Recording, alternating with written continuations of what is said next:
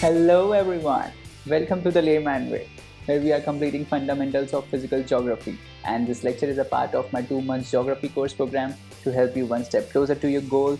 And guys, this program is all free, so don't forget to smash that like button, subscribe, and also turn on the notifications.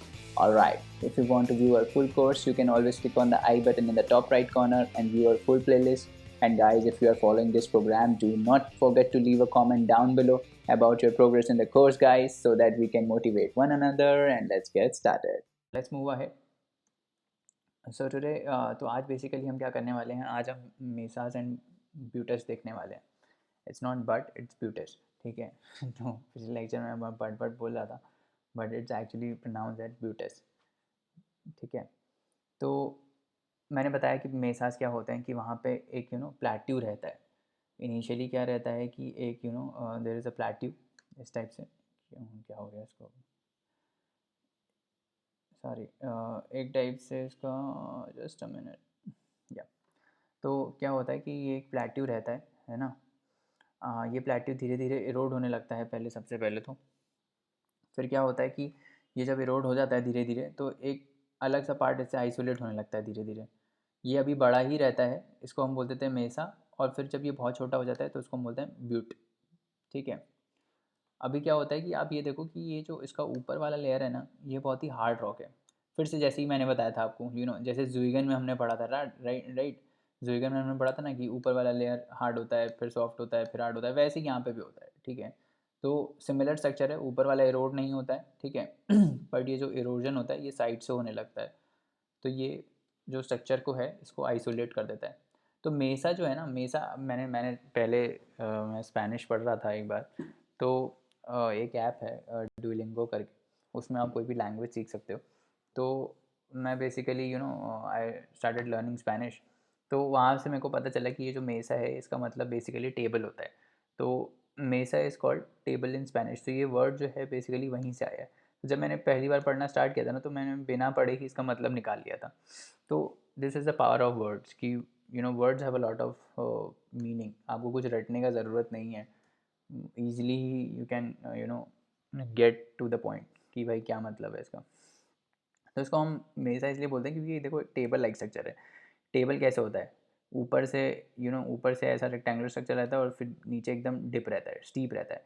तो same चीज़ इसके साथ भी होता है. ठीक है. तो flat table like land mass with a very resistant horizontal top layer and very steep sides. ठीक है. तो ये साइड बहुत ही स्टीप रहता है. ठीक है. और ये ऊपर का लेयर बहुत ही रेजिस्टेंट रहता है, तो वो इरोड नहीं होता है. Continued erosion through ages may reduce mesas in area so that they become isolated flat-topped hills called buttes. ठीक है. तो ये over the period of time क्या होता है कि over the period of time ये पहले इतना बड़ा प्लेट्यू था, फिर और इरोड हुआ तो इस टाइप का बन गया. फिर ओवर द ईयर्स और इरोड हुआ तो ये बहुत ही छोटा स्ट्रक्चर बन गया. ठीक है.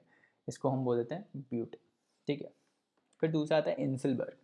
इंसलबर्ग क्या होता है कि देखो, ऐसे ही एक हिल टाइप का स्ट्रक्चर था. ठीक है. अब वो हिल टाइप का स्ट्रक्चर क्या हुआ कि over the period of time वो भी इरोड होने लगा. ठीक है. विंड अब्रेजन से. तो ये अब बस इतना छोटा सा कुछ बच गया है पार्ट, इस टाइप से. तो इसको हम बोल देते हैं इंसलबर्ग. देखो जैसे ये है. ठीक है. ये सारे जो पार्ट है ना, ये सारे एक पार्ट ऑफ प्लेट्यू ही हुआ करते थे. ठीक है. Over the period of time ये ऐसे ऐसे इरोड होता चला गया ना. फिर फिर फिर ऐसे एक स्ट्रक्चर बन गया. अब सिर्फ प्लेट्यू तो होंगे नहीं, माउंटेन्स भी होंगे कुछ. तो ऐसे बड़े माउंटेन्स भी थे यहाँ पे. ठीक है. अब वो बड़े माउंटेन्स जब इरोड होना स्टार्ट हुए, धीरे धीरे इरोड करके उन्होंने बहुत ही एक छोटा सा रेजिस्टेंट पार्ट बचा दिया. अब ये फर्दर इरोड नहीं हो पा रहा है क्योंकि ये बहुत ही रेजिस्टेंट है. इसका रॉक जो है बहुत ही हार्ड और रेजिस्टेंट है. होगा Erode over the period of time, but कुछ कुछ स्ट्रक्चर्स ऐसे भी मिलते हैं जिनको हम इंसलबर्ग बोलते हैं. तो these are basically isolated mountain. Steep slopes होती हैं इनकी. ये देखो स्टीप स्लोप है. ठीक है. composed of granite or genesis and are probably the relics of the original plateau which has been almost entirely eroded away. तो जैसे मैं बोला था कि ये प्लेट्यू का ही पार्ट था. ये सब जो भी आइसोलेशन आपको दिखता है डेजर्ट में, वो इनिशियली एक बार ये प्लेट्यू का ही पार्ट हुआ करता था. अब वो प्लेट्यू पूरा इरोड हो चुका है. जैसे ये इरोड होकर ब्यूट में आया ना, वैसे ही ये प्लेट्यू पूरा इरोड होकर बस एक अब छोटा सा स्ट्रक्चर बचा है. ठीक है. तो उसको हम बोलते हैं इंसलबर्ग. और आप ये सोचो कि जो सैंड होती है, हमारे डेजर्ट में, वो कहाँ से आती है? वो इन्हीं प्लेट्यू के इरोजन से आती है. अब इतना बड़ा प्लेट्यू को अगर मैं फाइन ग्रेन ऑफ सैंड में पीस दूँ, फॉर एग्जांपल विंड इरोड करते तो हीप ऑफ सैंड बन जाएगा ना, बहुत सारा सैंड आ जाएगा। इस पूरे प्लेट्यू को इरोड करके कितना सैंड आ सकता है ना।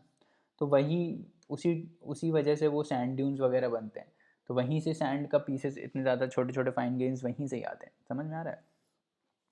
तो कुल मिला के अभी इंसलबर्ग समझने की बात यह है कि यार ये जो प्लेट्यू होता है वो कम्प्लीटली इरोड हो जाता है, और इतना इरोड हो जाता है कि फाइनली एक छोटा सा हिल टाइप स्ट्रक्चर बचता है, जिसको हम बोलते हैं इंसलबर्ग। ठीक है। फिर दूसरा आता है वेंटीफैक्ट्स। तो मेसाज एंड बट्स हो गया, ब्यूटेस हो गया, इंसलबर्ग हो गया, फिर आता है वेंटीफैक्ट्स और ड्रिकेंटर। अब वेंटीफैक्ट्स क्या होता है? देखो, वेंटीफैक्ट क्या होता है, मान लो ये एक रॉक है, ठीक है, ये रॉक है, विंड यहाँ से ब्लो कर रही है, तो क्या करेगी विंड यहाँ से ब्लो करेगी, इरोड करेगी। विंड डेजर्ट में ब्लो करेगी तो क्या करेगी, पानी थोड़ी लाएगी इरोड ही करेगी, है ना। तो वो सैंड के पार्टिकल से इसको इरोड करना स्टार्ट करती है।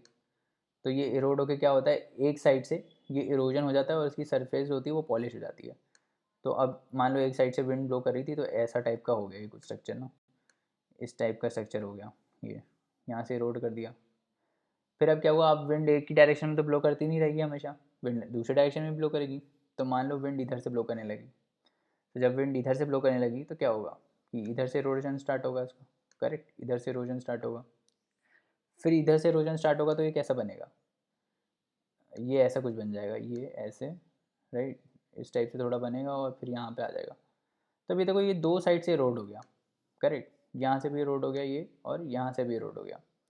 इसी को ही बोलते हैं, अब अगर तीसरी साइड मान लो अब इधर इधर से आ गई, अब तीसरी साइड से भी अगर आ गया और ये फिर ऐसे यहाँ से भी रोड हो गया, तो उसको क्या बोलते हैं, ड्रिकेंटर। ठीक है, दो साइड से रोड हुआ तो वेंटीफैक्ट। तो कुल मिला के इसका कंसेप्ट ये है कि जब भी विंड ब्लो करती है तो वो जो रॉक्स के साइड है, ठीक है, उसको पॉलिश करती चली जाती है। ठीक है, तो मल्टीपल साइड से जब वो पॉलिश कर देती है उसको, ठीक है, तो वो बना देते हैं वेंटीफैक्ट्स। ठीक है, तो ये देखो जैसे ये रॉक था, तो अब जब विंड इधर से इस सरफेस से ब्लो करी होगी तो उसने इसको पॉलिश कर दिया, जब विंड इधर से ब्लो करी होगी तो उसने इसको शेप कर दिया, फिर ऊपर से ब्लो कर रही होगी तो ऐसे शेप कर दिया, फिर इधर से ब्लो कर रही होगी तो ऐसे शेप कर दिया होगा। तो ये आप रॉक देखो कि रॉक मतलब साइड से जो है वो पॉलिश्ड है, और ऐसा लग रहा है कि काटा गया है, बट ये काटा नहीं गया है, ये विंड का काम है। ठीक है, तो ये कितने नंबर ऑफ फेसेस होते हैं उस टाइप से इसको डिफाइन करते हैं। जैसे ये देखो, विंड ऐसे ब्लो कर रही थी तो ये ऊपर से इसको शेप कर दिया, देखो जैसे मैं बता रहा था ना, ऐसे शेप कर दिया इसको। फिर यहाँ से ब्लो कर रही थी तो ऐसे शेप कर दिया। ठीक है, तो नए नए फेसेस बनते रहते हैं इस रॉक्स के। तो अगर नंबर ऑफ फेसेस वन हो तो उसको इकैंस्टर बोलते हैं, दो हो तो जूई बोल देते हैं, तीन हो तो ट्रिकेंटर बोल देते हैं। तो बेसिकली ये नंबर ऑफ फेसेस पे डिपेंड करता है। तो अगर आपसे पूछे कि कोई की ट्रिकेंटर क्या होता है, तो उसमें रॉक में तीन फेसेस होते हैं, तीन साइड से इरोजन हुआ हो रहता है। ठीक है, ड्रिकेंटर ड्राई मतलब तीन होता है, ये जर्मन में ड्राई बोलते हैं इसको। ठीक है, तीन को ड्राई बोलते हैं, ये this is a German word ट्रिकेंटर। ठीक है, उसके बाद वेंटीफैक्ट्स हमने देखी क्या कि वेंटीफैक्ट भी सेम ही होते हैं, that has been upgraded and shaped by wind blown sediments. तो वेंटीफैक्ट बेसिकली देखो ये वाले जो रॉक्स दिखा रहा था ना, ये इसको वेंटीफैक्ट्स बोलते हैं। ठीक है, आर बेड रॉक सरफेस और stones that have been upgraded and shaped by the wind blown sediment. हमने देखा था ना पिछले वीडियो में, वो जैसे नीचे से विंड ब्लो कर रही थी और नीचे से उसको वो अपग्रेड कर रहा था। तो वो जो रॉक बच जाता है अपग्रेड होने के बाद, उसको हम बोल देते हैं वेंटीफैक्ट्स। ठीक है, और फिर अगर यही कुछ पार्ट ऑफ रॉक तीन साइड से रोड हो गया, ठीक है, और तीन फेसेस उसके बन गए, तो उसको हम क्या बोल देते हैं, उसको हम बोल देते हैं ड्रिकेंटर। करेक्ट। फिर एक आता है oasis and swarms. Oasis and swarms क्या होता है, देखो ओएसिस क्या होता है, ओएसिस तो पता होगा, बहुत ही कॉमन वर्ड है। पानी का पानी का एक वो रहता है पॉन्ड टाइप का, उसको बोलते हैं ओएसिस। ठीक है, तो winds wear off the ground rocks until the water table is reached. ठीक है, तो क्या होता है कि जैसे हम डिफ्लेशन हॉलोज पढ़ रहे थे कि विंड जब जाती है तो हॉलोज बनाती चली जाती है ना, हॉलोज बनाती चली जाती है। ठीक है, अब वो हॉलोज बनने के बाद क्या होता है कि विंड क्या करती है कि धीरे धीरे धीरे धीरे ऊपर का लेयर जो होता है इतना इरोड कर देती है कि वाटर टेबल रीच हो जाता है। समझ रहे हो क्या बोल रहा हूँ, कि मान लो ये ग्राउंड है, ठीक है, ये प्लेट्यू वाला या ग्राउंड टाइप का है, ठीक है, और हमारा वाटर टेबल इधर है। ठीक है, तो विंड यहाँ से ब्लो करते करते इसको ये डिप्रेशन क्रिएट करती चली गई और इतना इरोड कर दिया इसने कि ये वाटर लेवल रीच हो गया, इतना इरोड कर दिया कि यहाँ पे वाटर लेवल रीच हो गया। तो ये जब पानी ऊपर दिखने लगेगा ना इस टाइप से, तो इसको हम बोल देंगे ओएसिस। तो विंड ने इतना इसको इरोड कर दिया है कि नीचे वाटर टेबल आ गया है अब, और पानी सरफेस पे आ गया। तो इसको हम बोलेंगे क्या, ओएसिस या स्वैम्प्स। तो winds wear off the ground rocks until the water table is reached. ठीक है, तो तब तक विंड इरोड करती रहती है ग्राउंड को जब तक ये वाटर टेबल रीच ना कर जाए। आप ऐसा सिंपल मानो कि वेल खोदते हैं ना, वेल हम कैसे खोदते हैं, हम खोदते रहते जब तक पानी नहीं आए, है ना। तो वैसे ही अब वेल खोदने का जो प्रोसेस होता है ना, वो विंड करती है। तो उसको हम बोलते थे ओएसिस, जब पानी ऊपर आ जाता है। ठीक है, जैसे फायोम डिप्रेशन है इजिप्ट में। ठीक है, तो वो एक एग्जाम्पल है ओएसिस का। ग्रेट डस्ट बाउल है यूएसए का, वो एक एग्जाम्पल है।